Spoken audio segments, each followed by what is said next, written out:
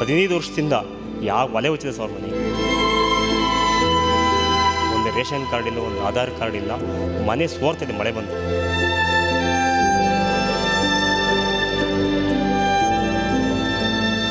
ನೋಡೋರು ದಿಕ್ಕಿಲ್ಲ. ಊರೊಳಗಾಗಿ ಈಗ ಯಾವುದೇ ಜನಾಂಗದಾಗಲಿ ಅವರು ಇವರು ಅಂತ ಭೇದ ಭಾವ ಇಲ್ಲದೆ ಆ ಒಜ್ಜಿಗೆ ಇಷ್ಟ ಕೊಟ್ಟು ಸಾಕಿರೋ ಇಷ್ಟಿಲ್ಲ. ಒಂದು ಬಾಗಿಲಿಲ್ಲ ಮನೆಗೆ. ಮಳೆ ಬಂದರೆ ಸೋರತಕ್ಕೆಲ್ಲ ಇಕ್ಕೊಂಡು ಮನೆಗೆ ಬಂದು ಒದಿಯೋಕ್ಕಿಲ್ಲ ಸರ್ ಅವ್ರಿಗೆ.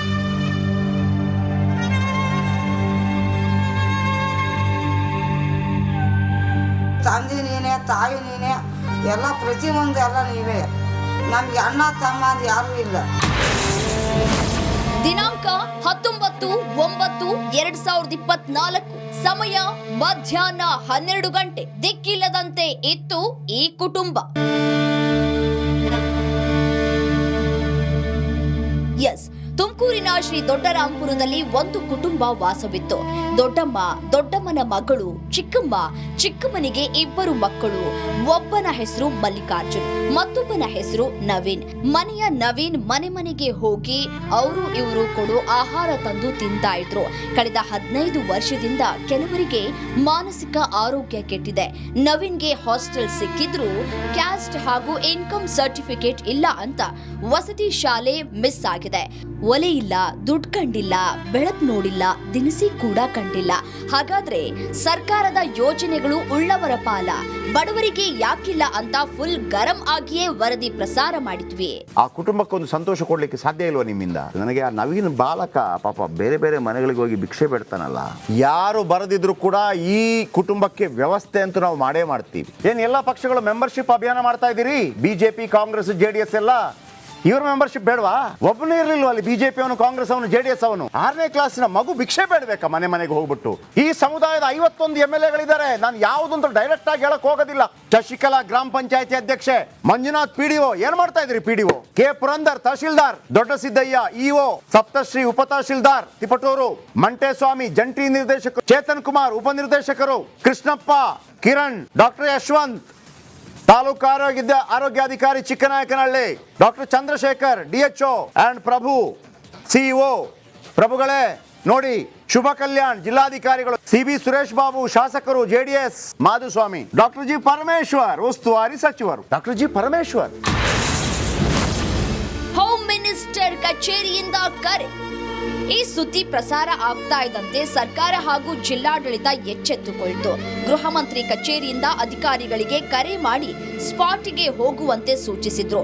ಜಿಲ್ಲಾಧಿಕಾರಿ ಶುಭ ಕಲ್ಯಾಣ ತಮ್ಮ ಕೆಳಗಿನ ಅಧಿಕಾರಿಗಳಿಗೆ ಕೂಡಲೇ ಹೋಗುವಂತೆ ಹೇಳಿದ್ರು. ಶಾಸಕ ಸುರೇಶ್ ಬಾಬು ಕೂಡ ಅಲರ್ಟ್ ಆದ್ರು.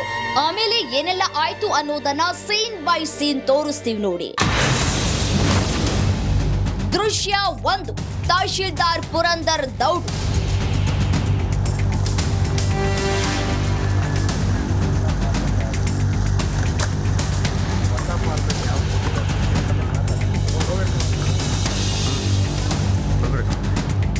ವರದಿ ಪ್ರಸಾರ ಆಗ್ತಾ ಇದ್ದಂತೆ ಚಿಕ್ಕನಾಯಕನಹಳ್ಳಿ ತಹಶೀಲ್ದಾರ್ ಪುರಂದರ್ ಆಗಮಿಸಿದ್ರು.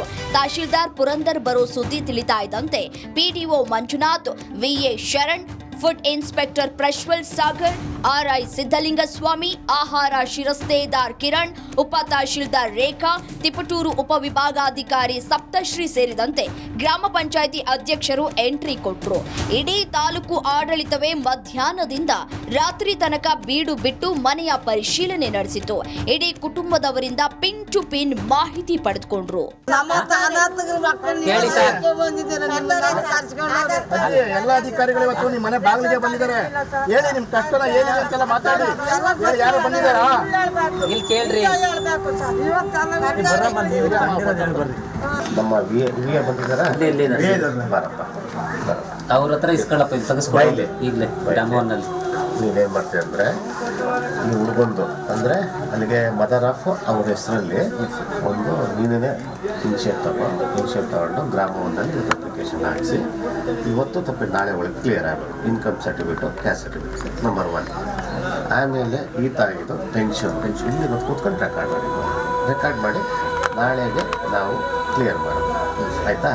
ಒಂದು ಆಧಾರ್ ಕಾರ್ಡಿಗೆ ನಾನು ಮಾತಾಡ್ತಿದ್ದೀನಿ ನಂಬರ್. ಈಗ ಆಲ್ರೆಡಿ UID ನಂಬರ್ ಇದೆ. ಆ UID ನಂಬರ್ ಏನಾಗಿದೆ ಅನ್ನೋದು ಚೆಕ್ ಮಾಡಿ, ಅದು ಚೆಕ್ ಮಾಡೋರ್ಗು ನಾವು ಹೇಳೋಣ. ಆಯಿತಾ?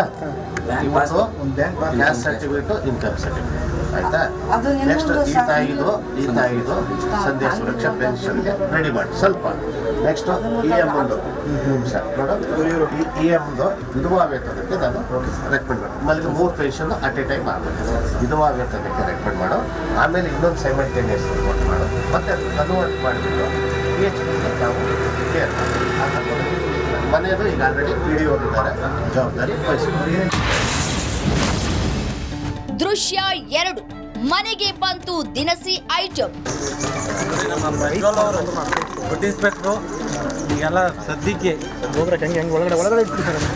ಇನ್ನು ಸುದ್ದಿ ಪ್ರಸಾರ ಆಗ್ತಾ ಇದ್ದಂತೆ ಸ್ಥಳೀಯರು ದೊಡ್ಡಮ್ಮ ಮನೆಗೆ ರೇಷನ್ ತಂದುಕೊಟ್ರು. 15 ವರ್ಷದಿಂದ ದಿನಸಿ ನೋಡದ ಇವರು ದಿನಸಿ ನೋಡುವಂತೆ ಆಯ್ತು. ಜೊತೆಗೆ ಬಟ್ಟೆ ಬರೆ ಕೂಡ ತಂದುಕೊಟ್ರು. ದೃಶ್ಯ 3 ಫುಡ್ ಆಫೀಸರ್ ಎಂಟ್ರಿ. ಆಹಾರ ಇಲಾಖೆಯು ಅಧಿಕಾರಿಗಳು ಎಂಟ್ರಿ ಕೊಟ್ರು. ಫುಡ್ ಇನ್ಸ್ಪೆಕ್ಟರ್ ಪ್ರಜ್ವಲ್, ಉಪ ತಹಶೀಲ್ದಾರ್ ರೇಖಾ, ಆಹಾರ ಶಿರಸ್ತೇದಾರ ಕಿರಣ್ ಕುಮಾರ್ ಆಗಮಿಸಿ ಮಾಹಿತಿ ಪಡೆದು ರೇಷನ್ ಕಾರ್ಡ್ ಮಾಡೋ ಕೆಲಸ ಆರಂಭವಾಯಿತು. ದೃಶ್ಯ 4 ಆರೋಗ್ಯ ಅಧಿಕಾರಿಗಳು ಎಂಟ್ರಿ. ಪ್ರಾಥಮಿಕ ಆರೋಗ್ಯ ಕೇಂದ್ರದ ಸಿಬ್ಬಂದಿ ಮನೆಗೆ ಎಂಟ್ರಿ ಕೊಟ್ರು. ಭರತ್ ಹಾಗೂ ತಂಡದವರು ಆಗಮಿಸಿ ಹೆಲ್ತ್ ಚೆಕಪ್ ಮಾಡಿದ್ರು.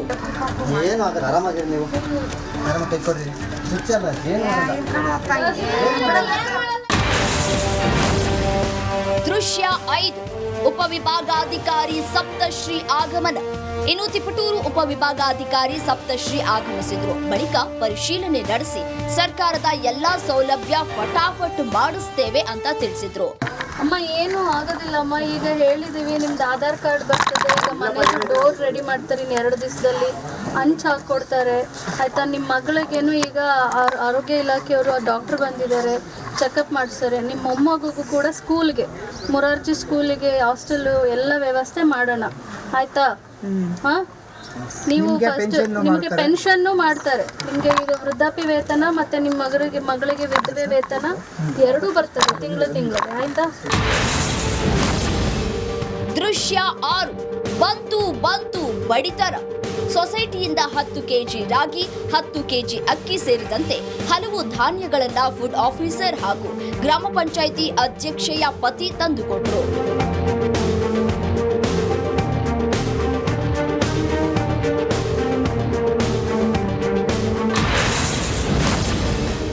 ದೃಶ್ಯ 7 4 ಆಧಾರ್ ಮಾಡಿಸಲು ಹೊರಟು. ವೋಟರ್ ID ಮಾಡಿಸಿ ಗಾಯವಾಗಿದ್ರು. ಆಧಾರ್ ಮಾಡಿಸಿರ್ಲಿಲ್ಲ, ಹೀಗಾಗಿ ಯಾವುದೇ ಸೌಲಭ್ಯ ಇರಲಿಲ್ಲ. ನಮ್ಮ ಪ್ರತಿನಿಧಿ ಜಗದೀಶ್ ಈ ಕುಟುಂಬವನ್ನ ಆಟೋದಲ್ಲಿ ಕರೆದುಕೊಂಡು ತಹಶೀಲ್ದಾರ್ ಕಚೇರಿಗೆ ಹೊರಟರು. ಟಕಾಟಕ್ ಅಂತ 4 ಆಧಾರ್ ಕಾರ್ಡ್ ಆಯಿತು.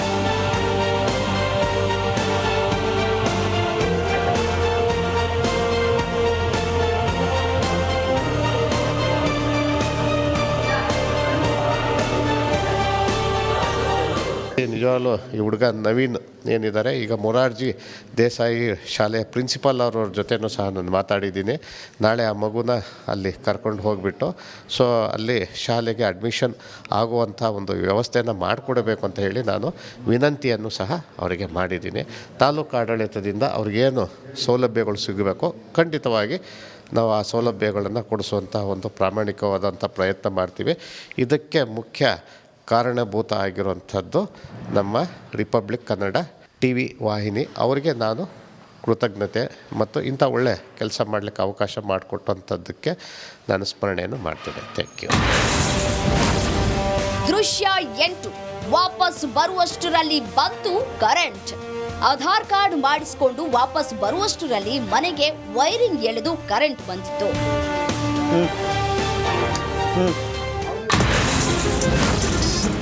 ದೃಶ್ಯ 9 ರಾತ್ರಿ ಹೊಸ ಬಟ್ಟೆ ತಂದುಕೊಂಡು. ಸ್ಥಳೀಯರು ಹಾಗೂ ಹೊರಗಿನವರು ಸುದ್ದಿ ನೋಡಿ ಈ ಕುಟುಂಬಕ್ಕೆ ಹೊಸ ಬಟ್ಟೆಯನ್ನ ತಂದುಕೊಟ್ರು. ದೃಶ್ಯ 10 ಬಡ ಕುಟುಂಬಕ್ಕೆ ಗ್ಯಾಸ್, ಸ್ಟವ್, ಪಾತ್ರೆ.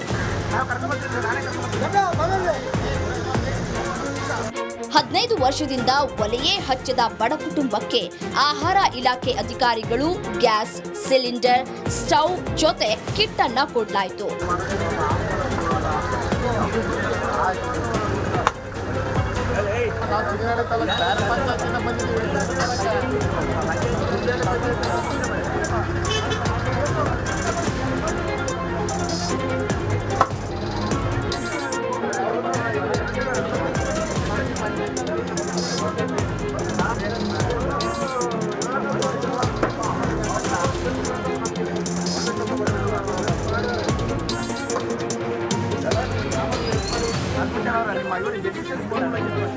ಇನ್ನು ಅಡುಗೆ ಮಾಡಿಕೊಳ್ಳುವುದಕ್ಕೆ ಪಾತ್ರೆಗಳಿಲ್ಲದ ಕಾರಣ ಕೆಲ ಪಾತ್ರೆಗಳನ್ನು ಸಹ ನೀಡಲಾಯಿತು.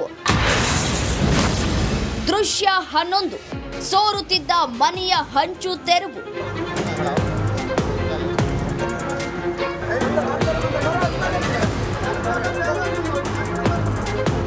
ವೃದ್ಧೆ ದೊಡ್ಡಮ್ಮ ಮನೆ ಮಳೆ ಬಂದ್ರೆ ಥಟಾಥಟ ಅಂತ ಸೋರ್ತಾ ಇತ್ತು. ಯಾವಾಗ ಬೇಕಾದರೂ ಗೋಡೆ ಕುಸಿಯುವ ಹಂತದಲ್ಲಿತ್ತು. ಕೂಡಲೇ ಅಲರ್ಟ್ ಆದ ಗೃಹ ಸಚಿವ ಮತ್ತು ತುಮಕೂರು ಜಿಲ್ಲಾ ಉಸ್ತುವಾರಿ ಸಚಿವ ಡಾಕ್ಟರ್ ಜಿ ಪರಮೇಶ್ವರ್ ತಮ್ಮ ಅನುದಾನದಿಂದ 20,000 ರೂಪಾಯಿ ರಿಲೀಸ್ ಮಾಡಿ ಮನೆಗೆ ಶೀಟ್ ರಿಪೇರಿ ಮಾಡಲು ಸೂಚಿಸಿದ್ರು. ಬಳಿಕ ಬಂದ ಕಾರ್ಮಿಕರು ಮನೆಯ ಹಂಚು ತೆಗೆದು ರಿಪೇರಿ ಕಾರ್ಯವನ್ನ ಶುರು ಮಾಡಿದ್ರು.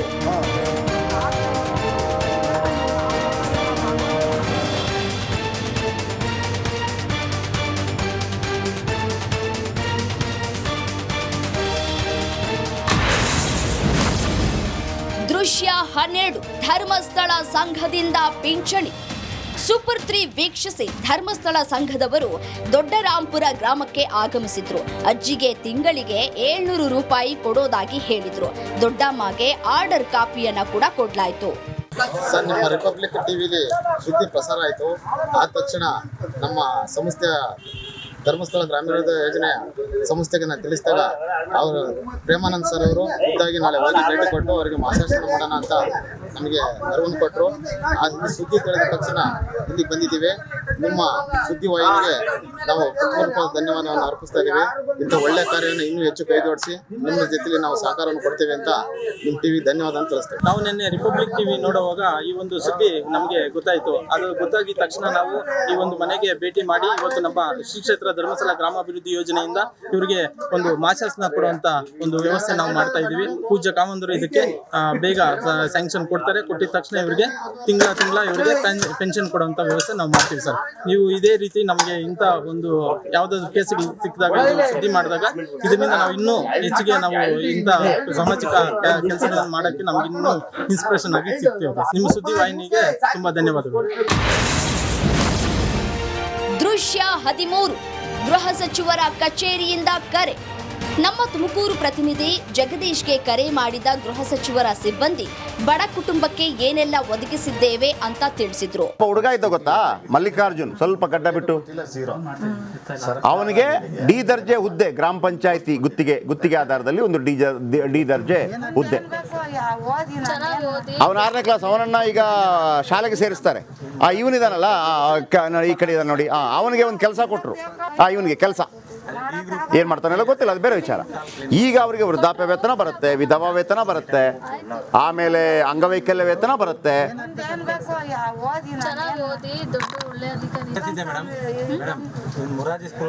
ಹಿಂಗೆಲ್ಲ ಆಗತ್ತೇನ್ರಿ? ಪಿಕ್ಚರಲ್ಲಿ ಅಲ್ವಾ ಆಗೋದು? ಪಿಕ್ಚರಲ್ಲೂ ಕೂಡ 3 ಗಂಟೆ ಬೇಕು.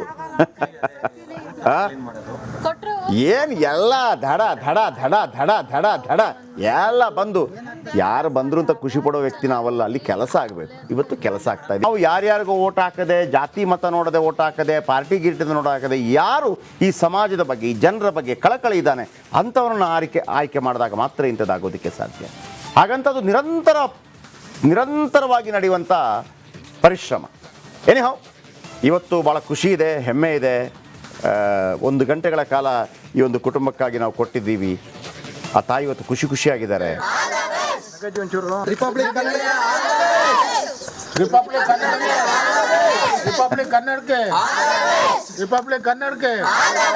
ಇಷ್ಟೆಲ್ಲ ಅಲ್ಲ, ಸೂಪರ್ 3 ವರದಿ ಯಾವ ರೀತಿ ಹವಾ ಸೃಷ್ಟಿಸಿದೆ, ಕೆಲ ಭರವಸೆಗಳು ಏನಾದ್ವು, ಪೂರೈಸಿದ್ರ, ಮಹಾ ಇಂಪ್ಯಾಕ್ಟ್ ನ